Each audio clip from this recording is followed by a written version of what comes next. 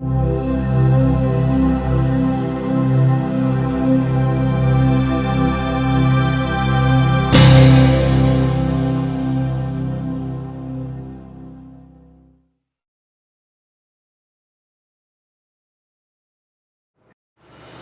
그러면 지금부터 제 3강을 시작하겠습니다. 저번 시간에 우리가 무슨 문제를 다뤘냐면 이 정의 문제를 좀 논했죠. 지금 문제는 이 자본주의 시대의 가장 큰 문제가 이 빈부격차다.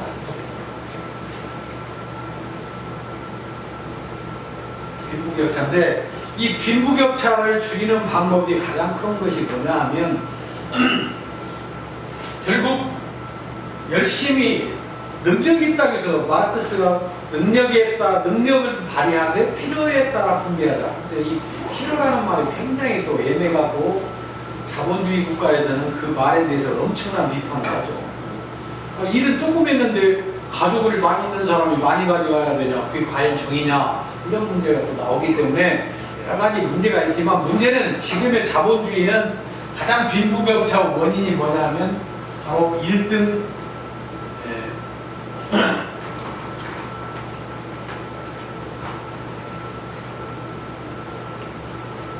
혹은 승자독식주의라고 우리가 얘기하는데, 너무나 많은 그 능력이 있다고 해서 흔히 우리가 회사 대표라고 하는 사람들, 이런 사람들, 임원이라고 하는 사람이 가져가는 돈이 일반 공급쟁이들의 몇천 배, 몇백 배에서 몇천 배씩 이렇게 가져가는데, 이런 것 때문에 이게 문제가 돼요. 그래서 이런 1등 독식주의로 인해서 이 자본주의가 너무나 빈부격차가 나서 정의롭지 못한 사회가 되니까 결국 능력은 충분하게 발휘를 하되 결국 사회에다 배분하는 것, 사회에다 분배를 위해서 때로는 세금을 가져간 만큼 또 사회에서 그만큼 많이 돈을 벌게 해줬기 때문에 사회에다 환원하는 것은 당연하다. 그래서 바로 이 세금을 많이 걷어서 분배에 우리가 힘을 써야 된다. 그래서 이 정의로 가야 된다. 이렇게 얘기를 했어요. 근데 결국 우리가 이 빈부격차를 발생하는 이 1등 독식주의, 승자 독식주의, 그리고 이 1등한테 몰아주기 위해서 우리가 비정규직을 많이 쓰고, 비정규직 이런 것들이 전부 이 사람들한테 돈을 몰아주는 거예요. 요새 로또 복권도 마찬가지죠. 1등한테 다 몰아주죠. 모든 경제 시스템이 이쪽으로 가다 보니까 이 빈부격차가 심해요. 그런데 결국 이 빈부격차가 심한 것은 우리가 무슨 교훈을 주냐면 20세기 때 대공황이 일어나는데, 지금 바로 이것이 이 공황과 연결이, 이게 20세기에 일어난 건데요. 지금 비슷한 상황이 벌어지고 있어요. 미국의 금융위기가 2008년도에 왔는데, 2008년도의 금융위기는 결국은 뭡니까? 이것은 알고 보면 옛날로 말하면 공황, 준공황이다 이렇게 우리가 봐도 큰 무리가 없어요. 이 공황이 일어난 것이랑 똑같아. 미국의 서부 모기지로 내갖고 이 서부 프라임 모기지 사건이, 이것이 결국은 뭐냐? 결국 미국 경제가 거의 붕괴된 것이고, 결국은 뭐냐? 국민의 세금을 걷어서 결국은 그 공황을 7천조 돈을 지원을 하죠. 그래서 미국이 이제 거기에서 기사회생을 하기는 하지만 그 여파는 지금도 세계 경제 곳곳에 다 공황의 그림자가 지금 끼쳐 있고, 지금 우리나라도 말없이 공황의 기미가 보이는 이유가 뭐냐면, 돈이 빈부격차가 나면 결국은 자본주의를 먹이 살리는 소비가 이루어지지 않아요. 자본주의를 먹여 살리고 있는 이 소비가 일어나지 않아서 결국 세계 경제 공황이 일어나고 있는데, 문제는 이런 세계 경제 공황이 일어나고 있는데도 불구하고 우리는 지금 어떻게 지금 미국이나 우리나라나 돌아가는 것은 결국 이런 빈부격차를 양산했던 신자유주의, 즉 자본주의를 보면 보수주의죠. 보수주의. 신자유주의를 우리가 뭐냐면 보수주의라는 말을 쓰는데, 이 보수주의의 맹주가 바로 미국이고, 이 미국의 보수주의 정책의 대표가 레이건입니다. 레이건 때 최강의 미국이라는 걸 꿈꿔갖고 소련에서 전쟁에서 이기는 것이 최고여서 하여튼 미국을 최강으로 만들자, 그 프로젝트가 미국의 프로젝트인데, 그 이면에는 이 보수주의 정책이 있는데, 이 보수주의자들이 겉으로는 자유주의를 부리를 지죠. 이 말 그러니까 자본주의의 보수주의니까 이 자유주의를 부르짖는데, 문제는 뒷구멍으로 레이건이 가장 미국의 대통령 중에 뒷구멍으로 미국의 기업들을 지원해주는 사람이 바로 레이건이다. 세금 감면을 해준다든가, 우리나라도 지금 대기업한테 세금 감면을 하고 있죠.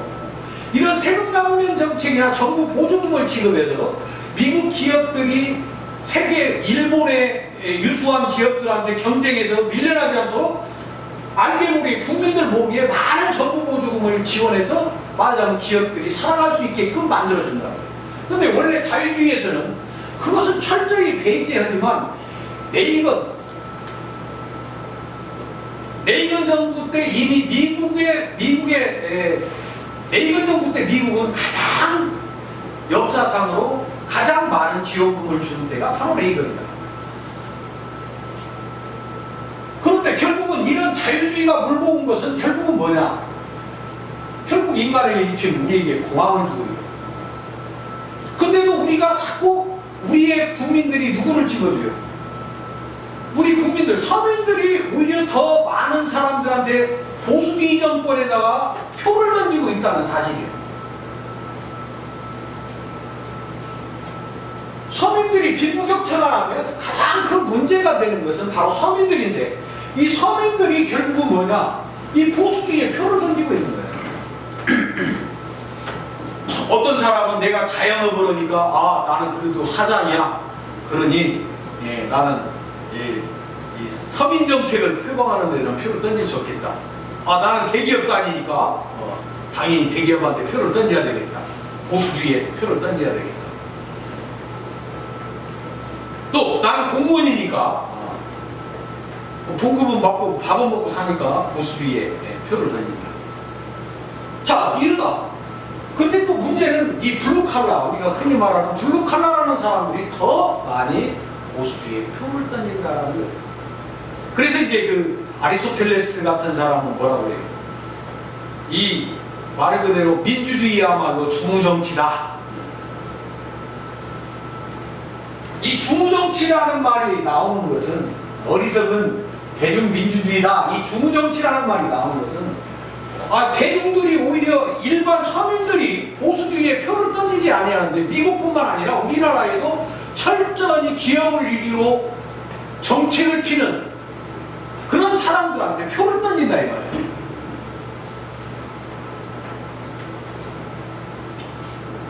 자, 우리가 한번 이 세월호를 한번 봅시다.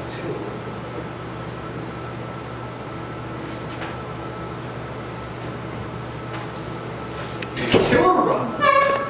자, 미국에서는 세계 경제 공황과 같은 그런 금융위기가 닥쳤고, 지금 세계 전체가 지금 공황 아닌 공황 상태로 가고, 일본은 잃어버린 10년이 아니라 일본은 잃어버린 20년.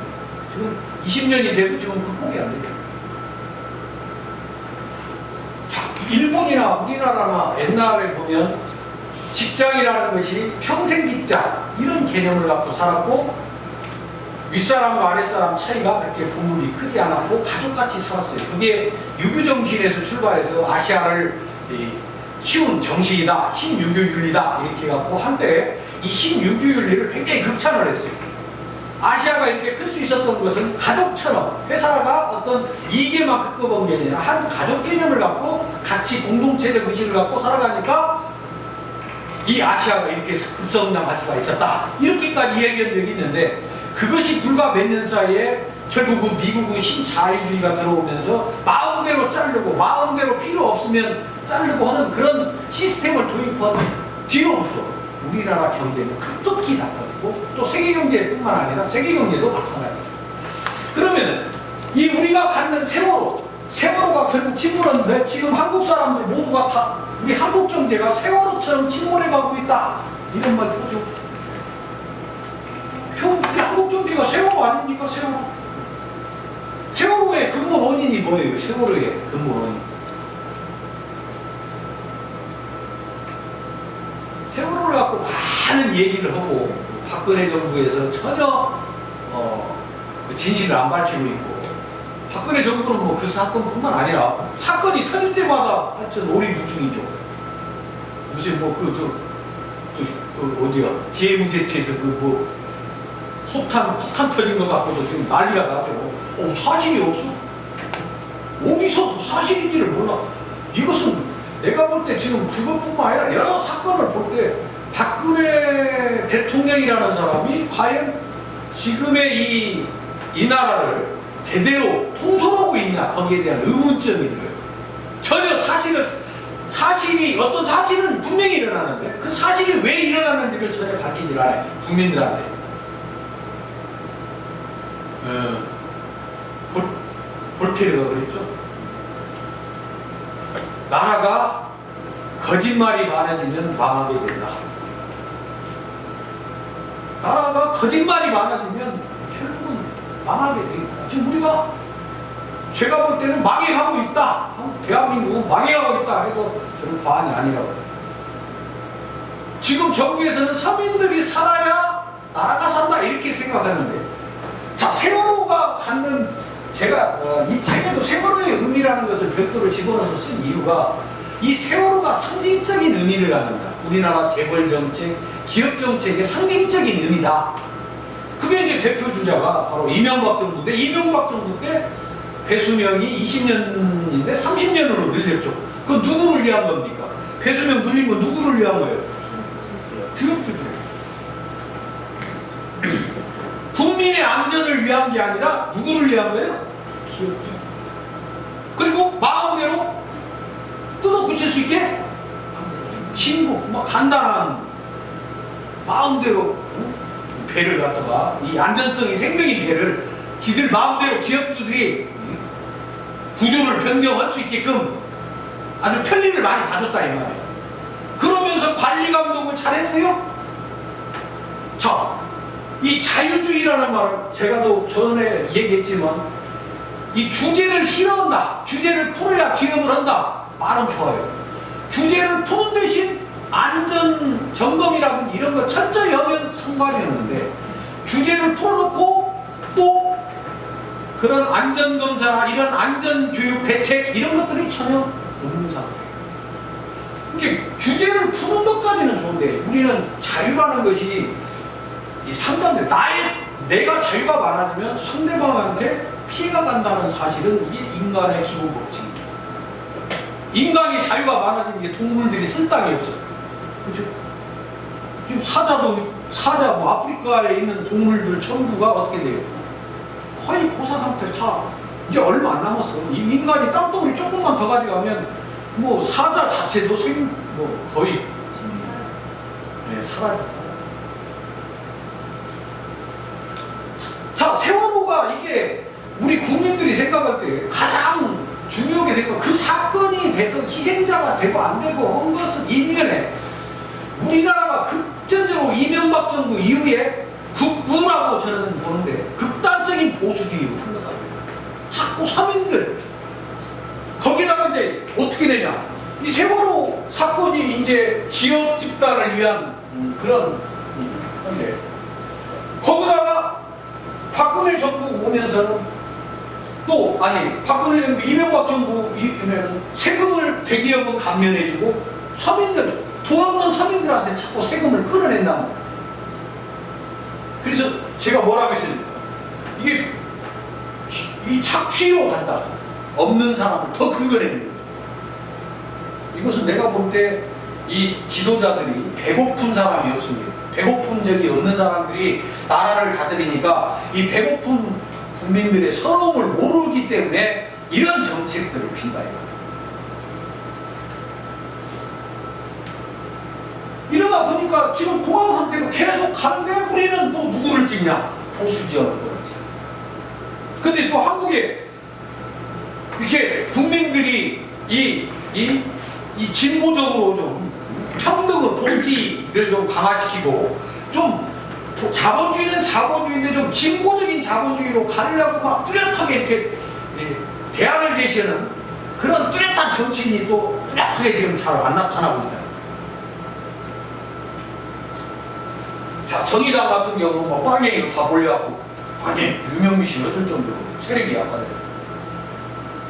서민을 위한다는 김대중 노무현 정권 때 이미 국민들한테 많은 배신감을 주는 바람에 국민들이 갈 곳이 없어. 자, 이럴 때 뭔가 이 신자유주의, 미국에서도 이미 그린스펀이 샌달이 제 책에서 이제 샌달의 그 돈으로 살 수 없는 것들 거기에 샌달의 말을 인용해놨는데 그린스펀 자체도 한때 의장이었던 미국 경제를 의장이었던 그린스펀 자체도 이미 신자유주의는 이거 잘못된 것이다 고백을 했죠. 미국의 영국의 신자유주의의 최고의 신문이었던 이코노미스트 즉 경제지 자체도 파산이다, 자유주의는 파산이다 이렇게까지 자기들이 다 스스로 인정을 했는데 지금 세계 경제는 그래도 어디로 가고 있어요? 우쪽으로 가고 있어요? 좌쪽으로 가고 있어요? 우쪽으로만 가고 있죠.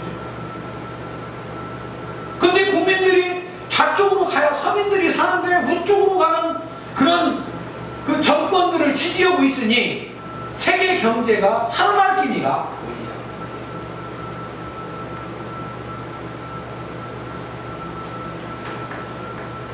자, 그러면서 이게 제가 왜 이렇게 이런 지금 열변을 토하냐면 지금 3장에 보면 우리가 정직하게 살 것인가 술수를 써야 쓸 것인가 지금 그 문제를 접근하기 위해서 전 시간에 했던 것을 지금 연결시킵니다. 우리가 정직하게 살아야 한다고 사람들은 다 말을 하지만 우리 사회는 정직한 게 아니라 뭐예요?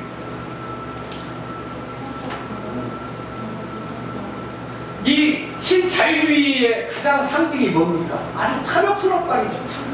자본주의는 아주 탐욕스러운. 자, 요새 제가 왜 이제 착취를 정당화시키고 착취를 거의 정당화시킨 거예요. 저는 그렇게 얘기를 합니다.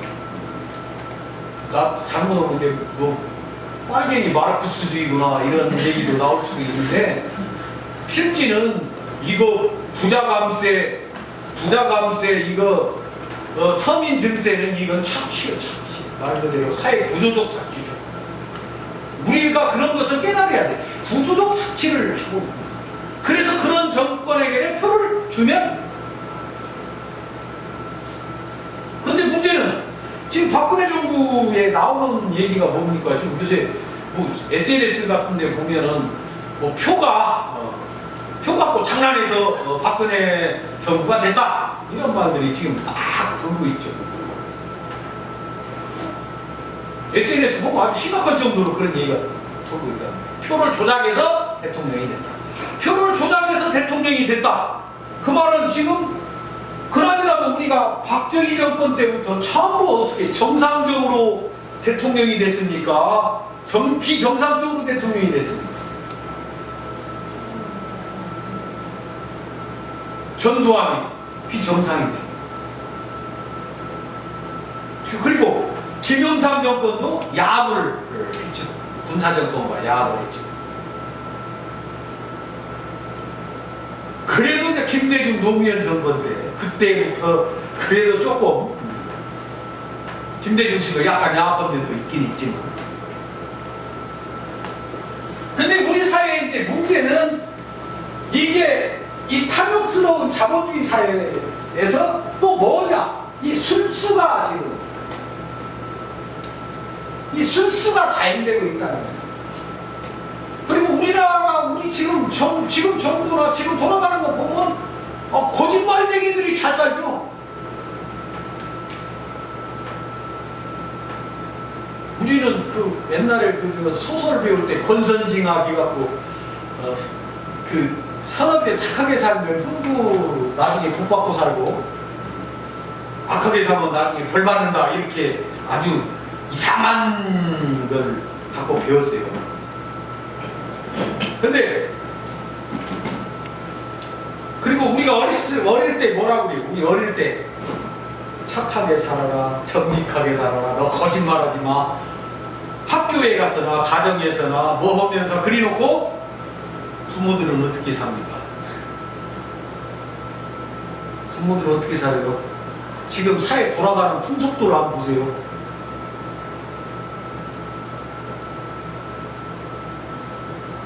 학교에서는 어디고 다 그렇게 말하면서 실제 우리 사회는 정직한 사람이 가난하게 살고 탐욕스럽고 잔머리 잘 쓰고 사기치고 이런 사람들이 지도자가 되고 그런 사람. 지도자가 사기치는 사람이 지도자가 된다는 것은 국민들이 도덕성이 있다는 거예요, 없다는 거예요. 국민들 자체, 즉 제가 볼 때는 이게 우리나라가 순수공화국인데 이 순수공화국이 되면 국민들 자체가 이 속임수의 달인이에요. 속임수의 달인.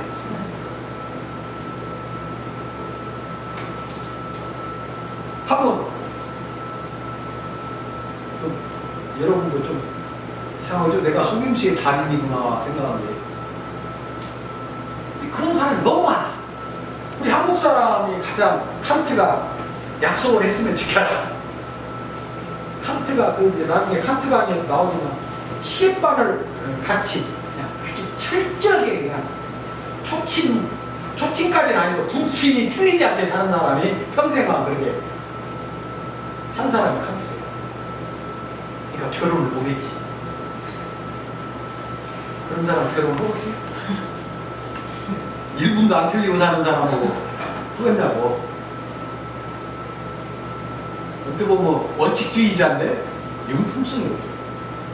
그건 나중에 우리가 다른 문제입니다.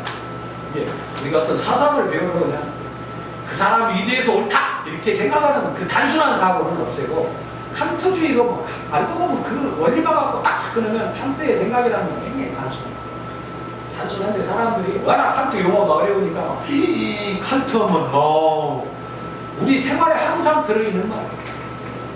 철학은 그렇게 배우면 뭐 전혀 우리 실생활과 철학은 항상 내가 실생활을 살다가 한번 반성하면 그게 철학이다 이렇게 생각하면 돼요. 근데 막 이걸 너무 어렵게 생각하고 막 이거 먼 나라 얘기처럼 생각하는 수고 뭐 플라톤의 이데아 한 천상의 세계가 이데아의 세계를 하는 순간 우리의 철학과는 거리가. 근데 플라톤의 이데아도 실제 잘 설명은 우리 현실 속에 다 들어있는. 뭔 얘기다가 이렇게 또 갑자기 칸트가 정직하게 살고 절대 칸트는 잔머리 쓰지 말고 공자도 그러죠. 철저하게 잔머리 쓰지 말고 속임수를 부리면 안 되고 이렇게 우리들한테 가르쳤지만 실제 세상 돌아가는 것은 완전히 거짓말. 특히 우리나라가 최근에 와서는 거짓말을 잘하는 사람이 지도자가 되고 정치를 하고 그러니 처음에 제가 말한 것처럼 간디가 철학이 없는 인간이 가르치면 나라가 망한다. 그래서 플라톤이 철인 정치를 주장하고 맹자가 왕도 정치를 주장하고 이런 것들이 그냥 있는 게 아니라 결국 부조리하고 거짓말을 많이 하고 동성동란하게 하다 보면 나라가 썩죠. 그러면 지도자가 거짓말하면 밑에 사람도 다 거짓말하고 위에 사람이 부정부패하니까 밑에 사람도 다 부정부패하고 그래서 전 시간에 그러다 보면 무슨 난이 일어난다 했어요. 황건적인 난이 일어난다 했잖아요. 지금 우리나라가 황건적인 난이 잘못하면 일어날 정도예요. 수준이 그 정도로 지금 나라 민심이 흉흉하다. 이렇게 민심이 흉흉하면서도 우리는 문제는 이게 말하자면 거짓말하는 사람들을 찍어준다는 사실이에요. 그거야말로 정말 어리석은 일이에요. 자, 사마천이 이제 뒤에도 그 칸트주의나 이 유교 그 그 도덕주의를 비판할 때 우리가 흔히 많이 쓰는 문제. 사마천이 역사서를 쓸 때 처음에 딱 사람을 죽이고 잡아서 물건을 뺏고 간을 빼서 회쳐먹는 도척이는 천수를 누리고 사는데 백의와 숙제 같은 양심을 지키는 사람들은 고사리를 캐먹다가 굶어 죽었다. 이게 세상이다. 이게 사마천이 본 역사. 과연 천도가 있냐 없냐. 동양에서는 천도가 있냐 없냐고 서양으로 문다면 신이 있느냐 없냐죠. 사마천은 이 세상 돌아가는 것, 사마천 사기 보면 얼마나 인간이 잔인합니까? 진시황 지독하니 잔인한 거예요. 진시황뿐만 아니라 자, 그 곁들여서 사마천 사기에 나오는 그 손자가 이 두 가지 사건이에요. 네. 손자가 먼저 한비자를 얘기했죠. 한비자가 누구한테 주냐면 자기 친구. 한비자가 자기 친구인 이사한테 죽죠. 친구라고 우리 동문수학은. 근데 한비자가 말은 어느러기하고 말은 못해. 강의를 실제 못한다 이 말이에요. 강의를 못하니까 글을 잘 써. 그래서 한비자가 책을 써갖고 딱 그 책을 내놓으니까 누가 감탄을 했냐면 진시황이 감탄하죠. 진시황이 감탄해갖고 야, 저 사람을 좀 만나 뵀으면 여관이었겠다. 근데 이사가 이제 딱 알았지. 한비자라는 걸 알고 한비자를 데리고 줘. 근데 문제는 이사 입장에서는 그게 한비자를 진시황이 좋아하면 어떻게 되는 거예요, 상대적으로? 자기 출세길이 막히죠. 출세길이 막히죠. 그래서 결국은 어떻게 해요? 이사가 결국은 한비자는 한나라 사람이고 한나라를 위해서 살 사람이기 때문에 궁극적으로는 진나라를 대신할 것이다. 그러니 제가 합시다. 그래갖고 결국은 사양록에서 죽게 만들죠. 근데 여러 가지 이제 얘기가 있지만 궁극적으로 또 손자도 다리가 끊어져. 어떻게 끊어지냐? 방현이라는 친구가 있어. 그리고 그 누구 밑에서 병법 똑같이 학교 학창 시절에 같이 배웠어. 근데 손자가 똑똑해요. 그러니까 방현이가 다른 나라에 있는데 손자를 오라고 그래. 손자가 있는 한 지가 싸움에서 이길 방법이 없으니까. 그러니까 손자를 한번 놀러와 하고 놀러오게 만들어갖고 가둬놓고 죽이려다가 결국 죽이지는 못하고 다리를 잘라. 병신만. 자, 세상은 이제 그런 상황을 보고 사마천이 결국은 이런 거 세상이라는 게 이게 정직하고 착해갖고는 결국 살 수가 없고 야바이 같은 세상이구나. 그러니 과연 천도가 있느냐 없느냐. 그리스도교로 말하면 신이란 존재가 과연 있느냐 없느냐. 이런 문제예요. 자, 그래서 이제 실질적으로 공황으로 물고 없는 사람들을 힘들게 만들고 있는 이 신자유주의, 또 이 신자유주의를 신봉하는 극단적인 좀 극우적인 보수주의자들이 우리나라의 정권을 잡고 있고, 더군다나 국민을 위하는 마음보다는 권력을 위하는 마음으로 꽉 차 있는 사람들한테 표를 던지고 있으니 이거 나라가 제대로 돌아갈 일이 없죠. 그리고 박근혜 정부 같이 표를 조작해서 대통령이 되었다. 이거 지금 현대사회에서 이게 있을 수 있는 일이냐? 하여튼 그것은 뭐 사실인지 아닌지는 지금 밝혀진 얘기 아니고 그냥 떠도는 얘기니까 일단 한다고 치더라도 이기기 위해서 수단 방법을 안 가리는 이 술수를 쓰고 술수하는 자. 그래서 성공한 쿠데타는 처벌을 하지 못한다. 결국 혁명이냐 쿠데타냐, 성공했냐 못했냐. 결국 성공하면 모든 것이 정당성을 얻죠. 모든 것이 성공하면 정당성을 얻는 그러한 사회이기 때문에 정직하게 살아야 하냐, 술수를 우리가 부려야 되냐, 이 문제. 여러분들은 어떻게 해야 됩니까? 정의로운 국가로 가기 위해 우리가 정의를 추구하지만 정의를 추구해야 되고 정의를 추구하려고 노력해야 되고 이 정의롭게 사회를 만들어야 되지만 우리가 항상 부딪히는 것은 바로 이 술수 문제가 있습니다. 술수. 여러분 같으면 어떻게 해야 돼요? 술수를 써야 됩니까? 안 써야 됩니까? 네? 안 써야 정석이죠, 원래는. 근데 왜 술수를 쓸 수밖에 없을까요? 써야 되니, 아니, 나쁜 의미로 술수가 아니라, 이 마키아벨리가 이 술수, 한비자나 이런 사람들이 동양에서 이게 술수를 안 쓸 수가 없게 얘기를 하죠. 근데 술수를 쓰자는 사람들은 인간을 전 시간에 봤지만 선하게 본 사람이다, 악하게 본 사람. 악하게 본 사람. 마키아벨리가 두 가지를 들어요. 술수를 쓸 수밖에 없는 거. 첫째, 아까 말한 것처럼 국민들이 멍청해. 표를 안 줘야 되는데 그런 데를 찍어. 그쪽으로 못 가게 하려니까 어떻게 해요? 강압적으로 해야 된다 그 말이에요. 첫째, 술수가 필요한 이유 중에 하나가 국민들이 이성적이지 못하다 이 말이에요. 국민들 대다수가 엉뚱한 길로 가고 자기들이 스스로 판단하고 뭔가 올바르게 판단할 수 있는 능력이 없어요. 그리고 또 인간 마음 자체가 또 간교고 간사해요. 그러니 잘못된 길로 안 가게 하려면 강한 채찍이 없이는 때로는 거짓말을 해서라도 그쪽으로 가게 만들어야 돼요. 그래야 나라가 제대로 돌아가지 그냥 있는 그대로 얘기해서는 안 됩니다. 우리가 또 그걸 따져보면 그러죠. 우리가 항상 진실만 말해야 돼요. 이것도 그것과 연결돼요. 항상 진실돼야 된다. 이성 간의 관계 어째요? 진실을 얘기하면 어떻게 돼요? 테스 사건 나죠? 테스 사건? 테스 사건 나죠? 테스 사건.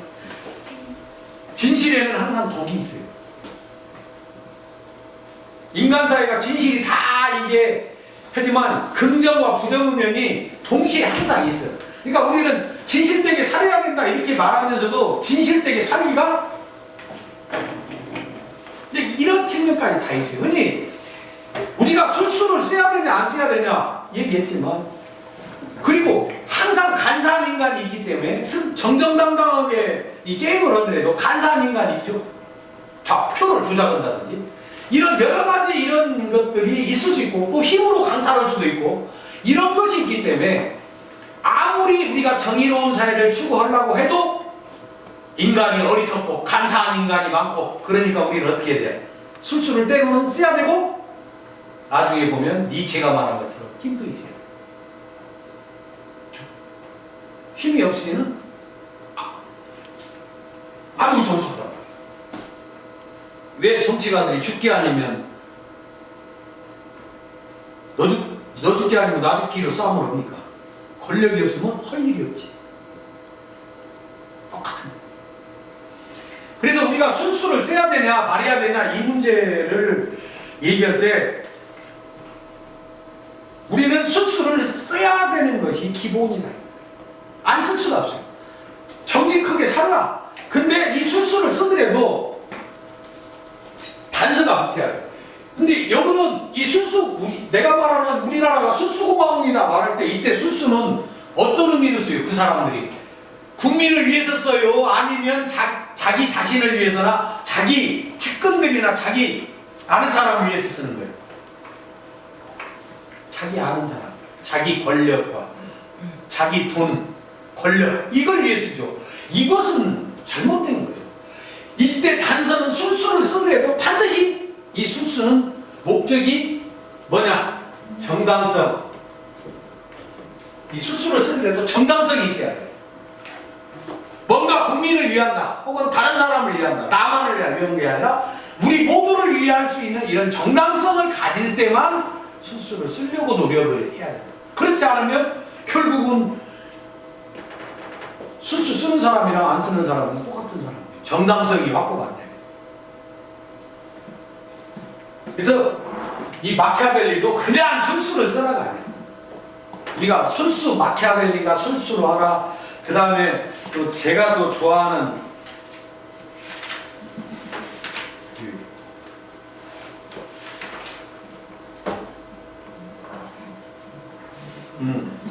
쇼펜하우어한테 영향을 많이 준 그라시안이라는 철학자가 있는데, 이 사람도 굉장히 술수, 항상 신부였던 철학자인데, 이 사람도 신부였지만 기본적으로 술수를 써야 되는 겁니다. 왜? 술수 없이는 안 돼요. 이 마키아벨리와 그라시안이라는 철학자는 거의 그런 점에서 똑같아요. 저도 그라시안은 철학 공부할 때는 몰랐고, 우연히 그 사람이 쓴 그 세상 사는 지혜라는 책, 번역된 책을 보면서 이제 40대 중반에 알게 됐는데, 그 인생 철학 쪽에서는 굉장히 좋은 책 중에 하나예요. 그리고 그 책이 이제 쇼펜하우어 인생론이나 이런 데 많이 묻어 있어요. 근데 아주 굉장히 좋은 책인데, 거기도 보면 성공한 무대타는 혁명이고 실패한 무대타는 반역일 뿐이다. 그러면서 이제 이 술수를 쓸 수밖에 없다. 왜? 승자만이 정당성을 가지니까 일단 치면 안 된다는 얘기예요. 승부 세계에서 간악한 무리가 간사한 꾀를 써서 이기면 그 사람이 정당하고 역사를 다 외우고 바꾸죠. 지금 SNS 막 친일 세력 막 이거 다 없애자. 친일 세력이 역사가 된 이유는 뭡니까? 친일 세력이 역사가 된 이유는 뭐예요? 친일 세력들이 권력을 잡았기 때문에 친일적인 교과서가 나오는 거지. 역사는 항상 관계가 있죠. 권력의 관계가 있어. 권력들이 장꾀를 부려요. 자기 정당성. 우리 어렸을 때 그 국민윤리라는 게 있었죠. 국민윤리. 윤리가 아니고 국민윤리. 그 뭔 책입니까? 국민윤리가. 그건 박정희 정권의 정당성을 우리한테 쇠뇌시킨 책이죠? 저는 또 그것도 가르쳐봤네요, 학교에서. 미치겠어. 그냥 북한 할 때. 그 당시는 교과서 반절이 하여튼, 새마을운동, 북한 정권, 반절. 가르칠 것이 없어. 좋죠. 왜? 거기다 반대말 따가면 안기부 끌려가서 전두환 시절까지 그랬죠. 선생님들, 그 오송의 사건이 뭐예요? 제가 나중에 국어 시인인데, 그 국어 선생님 보기에 참 법없이도 아주 천진난만한 사람인데, 북한 사람 작가 모여서 읽었다고 그 간첩으로 몰아갖고, 결국 그 양반이 50대 중반에, 결국 5년간 빵가 살다가 암으로 돌아가시고 말았는데, 그 양반이 오송의 대장이었다고 딱 그걸 보고, 야, 이 전두환이 참 인간도 아니다. 죽일 인간들은 천수를 누리고 있어요, 지금. 그게 문제지.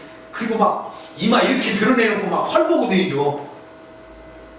그거 보면 이 사회가 과연 어디로 가고 있는지. 술수를 쓰는 사람들이 다 대통령이 돼. 그런 사회에서 우리가 정직하게만 살 수가 없고, 그런 사람들을 이기기 위해서도 아무리 내가 정의로운 마음을 갖고 있어도 그 사람들을 제압하기 위해서는 때로는 술수를 쓸 수밖에 없고, 삼국지도 보면 매일 잔머리 쓰기죠. 제갈공명이 왜 제갈공명입니까? 잔머리를 잘 써. 속이기를 잘해. 권력도 마찬가지. 근데 이제 단서가 무슨 정당성하고 또 하나의 단서를 붙여요. 술수를 써야 될 때 술수를 써더라도 또 하나의 단서가 붙어요.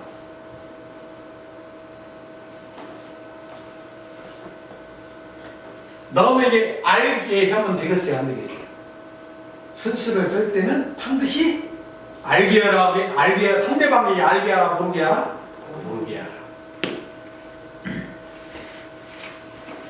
상대방이 술수를 들고 그것을 또 자기 쓰면 안 되고, 진짜 꼭 필요할 때 쓰고, 그것을 또 상대방이 알게 해서는 절대 안 된다는 단서를 붙여. 그것을 아는 순간 나조차도 이제 뭐가 돼? 저 새끼 여우고 막 찍힌다는 얘기지.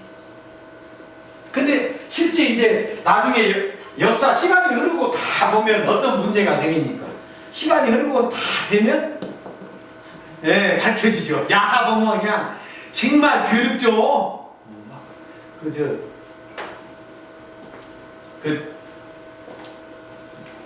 누가 나와서 김영삼 대통령을 뭐라고 했냐? 그때 야당 총재 시절 낮에는 야다, 밤에는 여다, 그런 식으로 칭호를 붙여줬죠. 박철원 씨가 TV에 나와서 그런 얘기. 낮에 때는 막 떠든다 이거야. 국민들보다 밤에 가서는 타협을 한다 이거지. 그게 또 하나의 술수지. 모르게 하나. 알게 하면. 근데 야사를 보면 그래서 이제 정치 세계가 더럽다 이러는데, 정치 세계가 더러울 수밖에 없는 이유는 결국은 간악한 인간들 속에서 살아남기 위한 몸부림이기 때문에 때로는 술수를 쓸 수밖에 없지만, 지금 우리나라와 같이 이런 술수, 권력을 위한 술수, 권력만을 위한 술수, 또 있는 자들을 위한 술수, 이건 안 된다. 그건 정당성이 없다. 그래서 술수를 쓰더라도 반드시 명분이 있어야 돼. 이게 쉽게 정당성이 있어야 된다는 건 반드시 명분이 있어야 돼. 아무리 명분이 있더라도 그것이 천일하에 드러나서는 안 돼. 그래서 우리가 지금 굉장히 우리나라가 지금 모든 면에서 어려운, 또 국민들 스스로가 굉장히 힘든 상황에 빠져 있지만, 우리가 가야 될 일이 뭐냐? 정의로운 사회로 가기 위해서, 정의로운 사회로 가야 되는데, 정의로운 사회를 가기 위해서 무조건 술수를 배제할 게 아니라, 국민들이 술수를 쓰더라도 정당성 있게 쓸 수 있는, 쓰고 명분을 반드시 갖고 쓸 수 있도록 해야 된다는 거예요. 약속도 될 수 있으면 무조건 지키려고 노력을 해야지, 약속이라는 것을 그냥 당연히 듣는다 이렇게 생각하는 순간 우리 사회는 신뢰성이 다 망가져 있다, 그렇게 생각을 하십니다. 그래서 그 사자의 힘과 여우의 간교함을 가져라. 사자의 힘, 여기서는 이제 힘보다도 술수 얘기이기 때문에 간교함을 가져라 했는데, 이 항상 우리가 이런 것을 전혀 무시하거나, 우리 국민들이 그래요. 정치하는 사람들 다 무조건 욕만 해. 그냥 더러워. 근데 그 사람이 정치하면 안 더럽까? 상대방이 더러운데 내가 상대방이 똥 묻히고 덤비는데 내가 안 묻힐 수 없죠. 그지만 속은 그렇게 똥 묻으면 안 되죠. 그래서 무조건 이 정치를 무관심할 게 아니라, 오히려 그런 정치를 보면서 누가 진짜 잘못된 술수를 쓰고 국민들을 속이고 우롱하고 하는지를 우리가 관찰하고, 그런 길을 가지 않도록 우리가 더 열심히 해야 된다. 플라톤이 뭐라고 했습니까? 선거에 무관심하고 선거를 하지 않으면 나보다 모든 인간이 통치를 하게 된다. 우리 젊은 사람, 나이 먹은 젊은, 특히 젊은 사람들 정치 안 하려고 하지. 무관심 하려고 하지.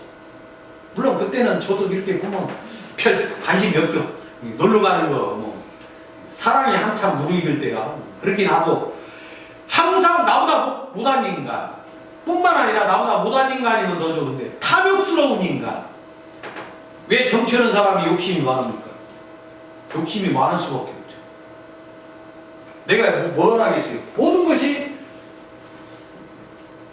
욕망이 하나 있으면 욕망은 자꾸 커진다겠죠. 그래서 탐욕으로 가는데 욕망 자체는 나쁜 것이 아니라겠죠. 항상 우리가 욕망을 있으니까 뭔가 하고, 내가 여러분들 앞에서 강의하는 것도 뭔가 하고자 하는 욕망이 있기 때문에 하는 거지, 그런 욕망 없이. 근데 내 욕망이 다른 사람한테 이익이 되고 이런 것들은 탐욕이 아니죠. 내가 하고자 하는 일이 다른 사람과 공존할 수 있고 다른 사람과 상부상조로 할 수 있는 것은 그건 욕망이고, 그건 건전한 욕망이다. 그러나 탐욕이 되는 것은 뭐냐?